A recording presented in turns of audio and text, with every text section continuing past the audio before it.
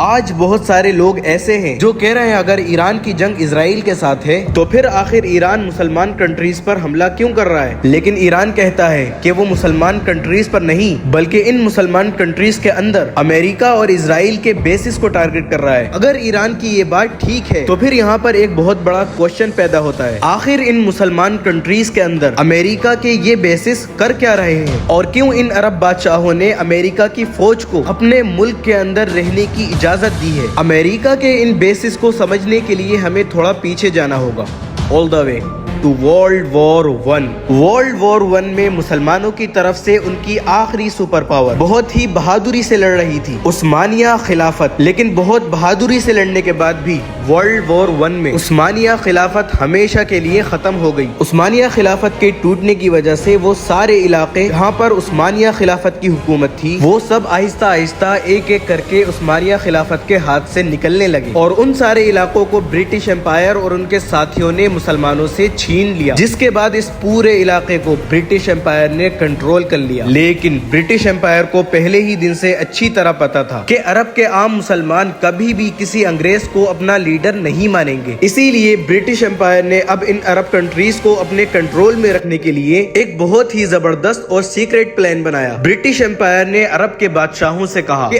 آپ ہی ان سارے علاقوں کے بادشاہ رہیں گے، یہاں کے مسلمانوں کے سارے فیصلے آپ کریں گے، یہاں کی سڑکیں، بریجز اور بلڈنگز آپ ہی بنائیں گے تاکہ عرب کے لوگ آپ کو ہی اپنا اصل بادشاہ سمجھیں۔ لیکن اصل میں ایسا نہیں ہوگا، تم بادشاہ صرف سڑکیں اور بلڈنگز ہی بنا سکو گے، لیکن عرب دنیا کی ساری فوج اور ڈیفنس ہمارے پاس ہوگا، مطلب ہماری اجازت کے بغیر تم بادشاہوں کی فوج کچھ نہیں کر پائے گی۔ جس کے بعد پہلی بار پوری عرب دنیا میں برٹش امپائر نے اپنی فوج کے بیسز بنائے، اور ہسٹری میں پہلی بار انگریزوں کی فوج آ کر پوری عرب دنیا میں پھیل گئی۔ یہ برٹش امپائر کا بہت ہی زبردست پلان تھا، کیونکہ مسلمانوں کو لگ رہا تھا کہ ان کا بادشاہ ایک مسلمان اور عرب ہے، لیکن اصل میں یہ سارے بادشاہ بس پپٹس تھے، اور پوری عرب دنیا برٹش امپائر کے انہی بیسس سے چلتی تھی۔ آنے والے کئی سالوں تک دنیا اسی طرح چلتی رہی، لیکن آخر دنیا میں ایک ایسا واقعہ ہوا جس سے برٹش امپائر آہستہ آہستہ ہر طرف ٹوٹنے لگی، ورلڈ وار ٹو۔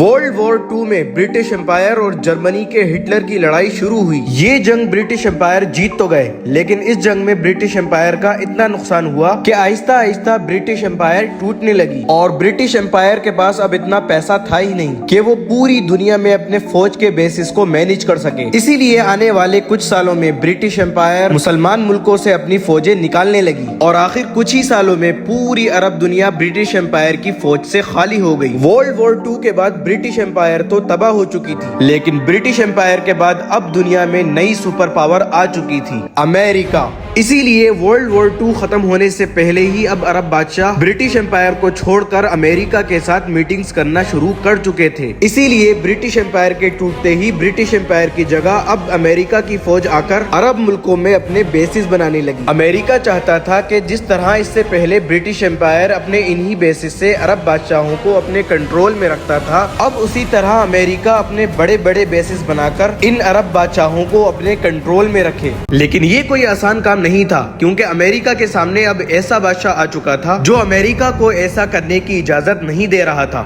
اور اس کا نام تھا سعودی عرب کا بادشاہ شاہ فیصل۔ شاہ فیصل نے آتے ہی سب سے پہلے امریکہ کے ان بیسز کو سعودی عرب سے باہر نکلنے کا حکم دیا، جو اس سے پہلے اس کے باپ عبدالعزیز نے بنائے تھے۔ لیکن جیسے ہی شاہ فیصل کو اچانک دھوکے سے شہید کر دیا گیا، شاہ فیصل کے بعد اس کا بھائی خالد سعودی عرب کا بادشاہ بنا۔ شاہ خالد بالکل بھی اپنے بھائی کی طرح نہیں تھا کہ وہ سپر پاور امریکہ کے سامنے کھڑا ہو سکے، اسی لیے شاہ فیصل کے جانے کے بعد امریکہ اپنے پرانے پلان پر کام کر سکتا تھا اور سارے عرب کنٹریز میں اپنے بیسز بنا سکتا تھا، لیکن ہمیشہ کی طرح امریکہ کو ایک بہانے کی ضرورت تھی جس سے وہ عرب دنیا میں اپنی فوج بھیجے، اور آخر امریکہ کو یہ بہانہ مل گیا، اور اس بہانے کا نام تھا صدام حسین۔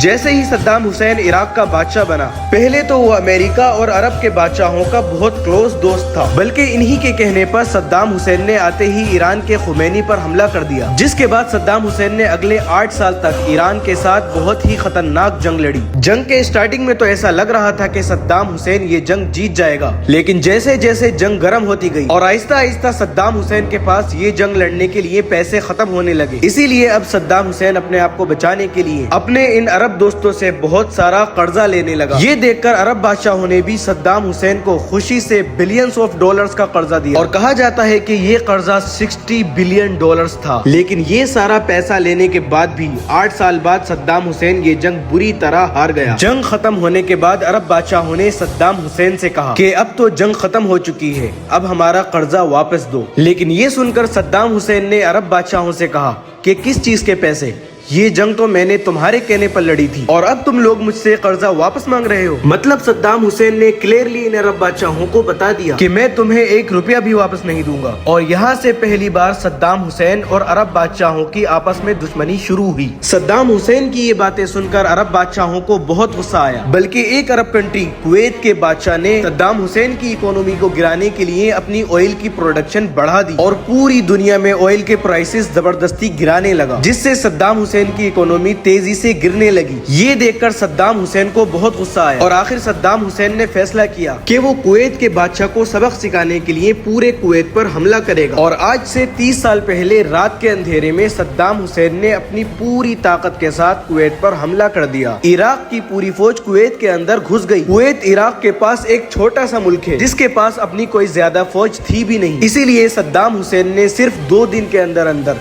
पूरे कुवैत को फतह कर लिया। और कुवैत फतह करते ही सद्दाम हुसैन के पास कुवैत की पूरी ऑयल का कंट्रोल भी आया, जहां हर दिन ऑयल के मिलियंस ऑफ बैरल्स भी बनते थे। और इस तरह सिर्फ 2 दिनों में सद्दाम हुसैन अरब दुनिया का सबसे ताकतवर बादशाह बना। लेकिन सद्दाम हुसैन को पता नहीं था कि आगे उसके साथ क्या होने वाला है। और यहाँ से अमेरिका की एक ग्रैंड साजिश शुरू हुई। अमेरिका बिल्कुल सीक्रेटली अरब के बादशाहों से मिलने लगा और उन्हें कहा कि सद्दाम सिर्फ कुवैत नहीं बल्कि कुवैत के बाद एक एक करके तुम सारों को भी नहीं छोड़ेगा। अमेरिका ने सऊदी अरब के बादशाह को अपनी सैटेलाइट से तस्वीरें भी दिखाई कि किस तरह सद्दाम उन पर हमला करने वाला है, जिसे देखकर सऊदी अरब का बादशाह वाकई में डरने लगा। लेकिन ये सब बिल्कुल झूठ था और ये सब अमेरिका की एक बहुत बड़ी साजिश थी। और इस तरह अमेरिका ने सारे अरब बादशाहों को अपनी चाल में फंसा लिया था। अरब के बादशाह अब अमेरिका से भीख मांगने लगे कि अमेरिका उन्हें सद्दाम हुसैन से बचाए। लेकिन अमेरिका ने इन बादशाहों के सामने एक शर्त रखी कि मैं तुम्हें तब ही बचा पाऊंगा जब तुम बादशाह मुझे अरब की जमीनों पर अमेरिका की फौज के बड़े बड़े बेसिस बनाने की इजाजत दोगे। और ऑफ कोर्स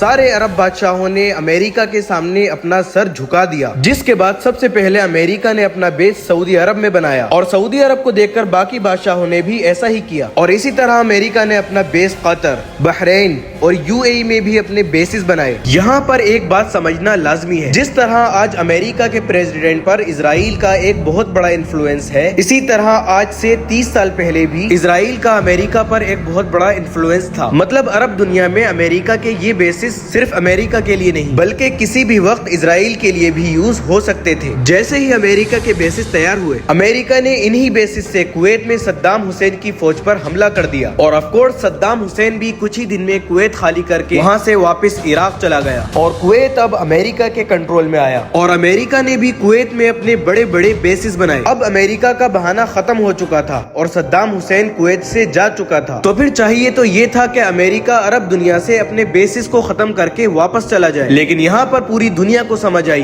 कि ये अमेरिका की एक बहुत बड़ी साजिश थी और अमेरिका ने इन सब को अपनी चाल में फंसाकर हमेशा के लिए अपने बेसिस अरब दुनिया में बना दिए थे। और इसी तरह उस दिन से लेकर आज तक अमेरिका की फौज अरब दुनिया में उसी तरह बैठी हुई है। और अब ईरान ने अमेरिका के हर एक बेस पर हमला किया है। लेकिन आखिर ईरान को अमेरिका के इन बेसिस से प्रॉब्लम क्या है? क्योंकि पिछले 35 सालों से अमेरिका के ये बेसिस खामोश नहीं बैठे, बल्कि जिस मुसलमान कंट्री ने भी अमेरिका और इजराइल को आंखें दिखाने की कोशिश की है, अमेरिका इन्हीं बेसिस से उन सबको तबाह करता रहा है। फॉर एग्जाम्पल, आज से 25 साल पहले जब अमेरिका के वर्ल्ड ट्रेड सेंटर पर हमला हुआ, अमेरिका ने इन्हीं बेसिस से अफगानिस्तान पर हमला कर दिया और अफगानिस्तान की गवर्नमेंट को वहाँ से हटाकर अमेरिका ने वहाँ भी अपना नया बड़ा बेस बनाया, बगराम एयर बेस। और अफगानिस्तान की 20 साल की जंग में अमेरिका इन्हीं बेसिस को यूज करता रहा। अफगानिस्तान के बाद अमेरिका ने अपना दूसरा हमला इराक के सद्दाम हुसैन पर किया। ये हमला भी अमेरिका ने अपने इन्हीं बेसिस से किया था और फिर इन्हीं बेसिस से अमेरिका ने पूरे इराक को तबाह कर दिया। इन्हीं बेसिस से अमेरिका सीरिया पर भी बमबारी करता रहा और इवन गद्दाफी को भी मारने में अमेरिका के इन्हीं बेसिस को कहीं ना कहीं यूज किया गया।